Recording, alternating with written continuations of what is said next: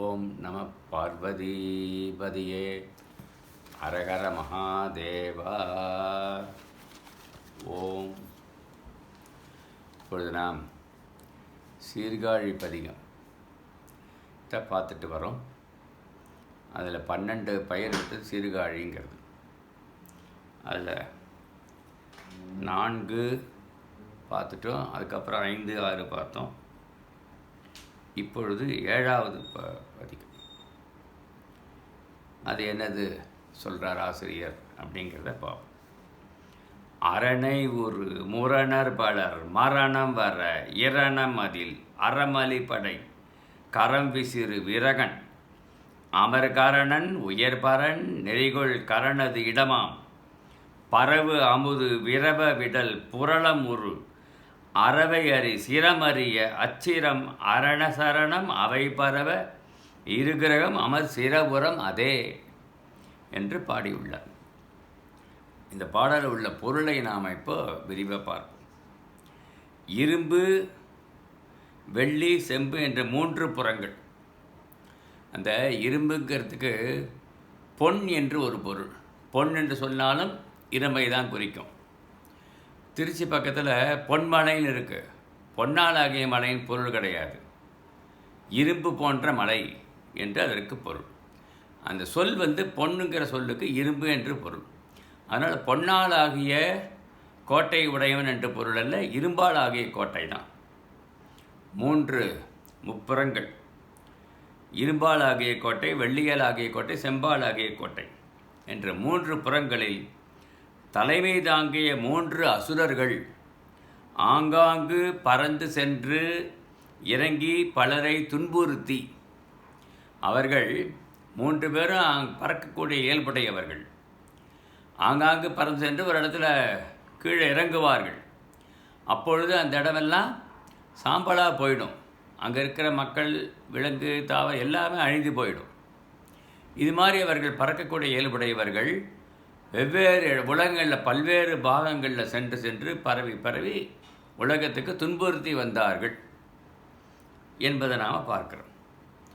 இவர்கள் 1000 ஆண்டுகள், தேவ உலகத்தில் 1000 ஆண்டுகளுக்கு ஒரு முறை தான், ஒரு செகண்டுங்கிற அளவு தான் அந்த முப்புறம் கூடும்.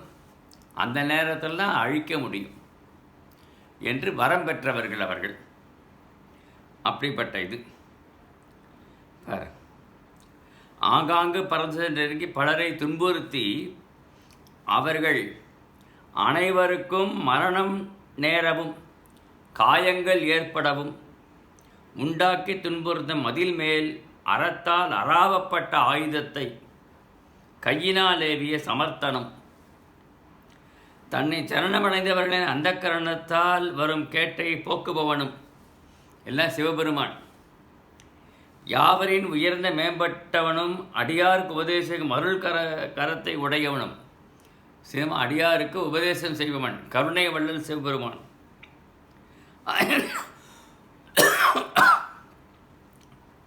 அப்படிப்பட்ட சிவபெருமான் வீட்டிலிருந்து அருள் சுருக்கும் இடம் எப்படிப்பட்ட இடம்?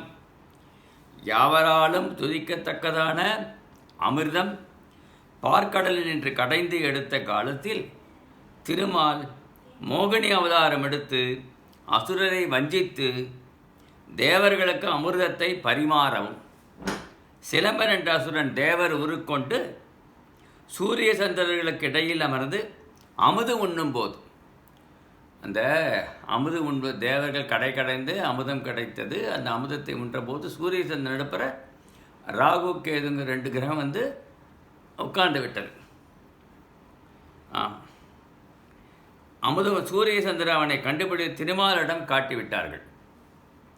மோகினியான திருமால் அவன் தலையில் அமிர்த சட்டுவத்தால் அடிக்கவும், அவன் உடல் வேறு தலை வேறு ஆகிய பின் அமிர்தம் உண்ட காரணத்தால் அமிர்தம் கொஞ்சம் உயிர் போகவில்லை.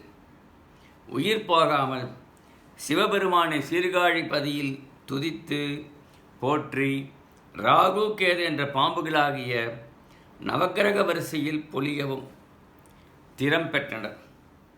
சிரம் வழிபட்ட காரணத்தால் இத்தலத்திற்கு சிரபுரம் என்று பெயர் ஏற்பட்டது. என்று ஆசிரியர் கூறுகிறார். ராகு தலையாகவும் உடல் கேதுவாகவும் ஆகின என்பார் தண்டமானி தேசிகர் தம்முடைய உரையில் என்பதை நாம் பார்க்கிறோம். சிரபுரம்ங்கிற பெயர் ஏற்பட்டது. அந்த ரகரம் வரும்படியாக இந்த பாட்டில் முழுவதும் அமைச்சர். அரணை, இரணம், முரணம், மரணம், வர, கரம், உயர அப்படிலாம் வரும். பரவு இப்படி அமைத்து பாடியிருக்கிறார். இந்த செய்தியை கம்பர் தன்னுடைய ராமாயணத்தில் கூறியிருக்கிறார். யுத்தகாண்டம் ஒற்று கேள்விப்படுறதுல மருந்து தேவர் அருந்திய மாலைவாய் இருந்த தானவர் தம்மை ஏய்ந்து முன் பொருந்தின் மாயர்க்கு உணர்த்திய பெற்றியின் தெரிந்து காட்டின முன்பே சினத்தினான். யுத்தகாண்டம் கம்பராமன் யுத்தகாண்டத்தில் பாடியிருக்கிறார். இந்த பாடலுக்கு என்ன சொல்கிறாருன்னா, தானவர் யாவர் என்பதை விளக்க வந்த ஆசிரியர். தானவர்னா யார்? பார்க்கடலில் நின்று அமுதம் தோன்றிய பின் மோகினி அவதாரம் கொண்டு அசுரரை மயக்கி வஞ்சித்து விட்டு திருமால் தேவர்களுக்கு அமுதத்தை அகங்கையார் கொடுத்து தன்னுடைய கைகால் எடுத்து அகப்பையார் எடுத்து கொடுக்கிறார். கொடுத்து வருகையிலே சிம்மிகைக்கு புதல்வரான சைமிகேயன் அசுர உருவத்தை கடந்து தேவர் உருகொண்டு அசுர உருவத்தை கடந்து தேவர் உருவ கொண்டு அமுதத்தை பெற்றானாக. சூரிய சந்திரர் அசுரனை காட்டி கொடுத்தார்கள் என்றும் அப்போது திருமால் அமிர்தம் பகிர்ந்து கொடுத்த அகப்பையினால் அசுரனை தாங்க அவன் தலைவேறு உடல் வேறாக பிளவுபட்டான் ஆகியும். 2 வடிவாகிட்டான் அவன். உயிர் நீங்காது நின்று ராகு கேதுகளை பெயர் கொண்டு இருவடிவாகி கோல் சொன்ன சூரிய சந்திரர்கள் சிற்சில காலங்களை பற்றி கொள்வதனால் கிரகணம் உண்டாகிறது.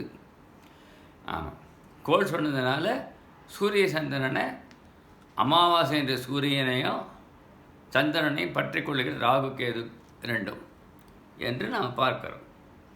இது தானவர் என்று பன்மையார் கூறினார் ஆசிரியர் என்று கம்பராமாயண யுத்தகாண்டத்தில் இந்த செய்திகள் வருகிறது.